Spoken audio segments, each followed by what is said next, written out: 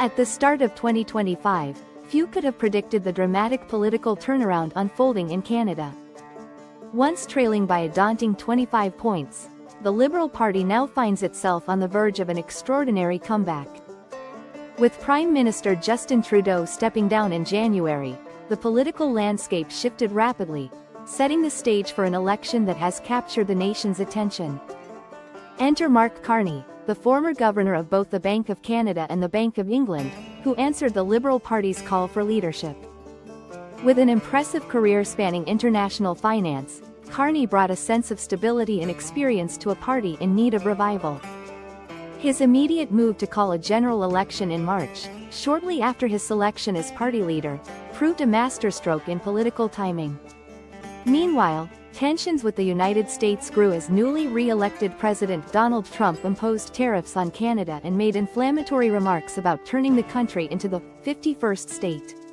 These developments stirred strong nationalist sentiments among Canadians, boosting Carney's appeal as a steady hand in turbulent times. The Liberals, once facing electoral collapse, now lead the polls. Mark Carney's campaign has been defined by a message of competence and calm leadership. He presents himself as an antidote to Trump's aggressive politics, reassuring voters wary of external threats. Still, many Canadians remain cautious about giving the Liberals another term, after nearly a decade under Trudeau's leadership that left some voters weary. On the other side stands Pierre Poilievre, the leader of the Conservative Party, whose political star once burned brightly. Raised in Alberta, Poilievre had positioned himself as a champion of common sense politics, advocating for defunding the national broadcaster and aligning with American right-wing figures. Endorsements from Trump allies such as Elon Musk, Bill Ackman, and Joe Rogan initially bolstered his popularity. However, the tide turned as Poilievre's connections to Trump's circle became a liability rather than an asset. With Canadian voters increasingly alarmed by Trump's rhetoric and policies, Poilievre's association with the U.S. president has hurt his campaign.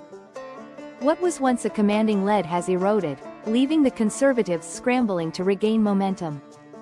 Meanwhile, the Bloc Québécois, led by Yves-François Blanchet, has found itself in a challenging position. While once a crucial partner in Trudeau's minority government, the party's push for Quebec independence resonates less with voters today. National unity has taken precedence over separatist aspirations, and the Bloc's support has dwindled as Carney's Liberals attract more of the Quebec vote. Another notable figure facing setbacks is Jagmeet Singh, the leader of the New Democratic Party, NDP. Singh had played a vital role in supporting Trudeau's minority government, securing progressive victories like national dental care and expanded pharmaceutical access. However, his party's close alliance with the Liberals, combined with recent controversies such as hiring and parting ways with an OnlyFans model, has weakened his standing among voters.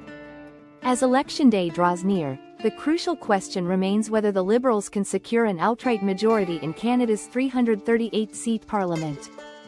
While smaller parties like the NDP and Bloc Québécois may still influence legislation in the case of a minority government, it is clear that the Liberals' surge has come largely at their expense.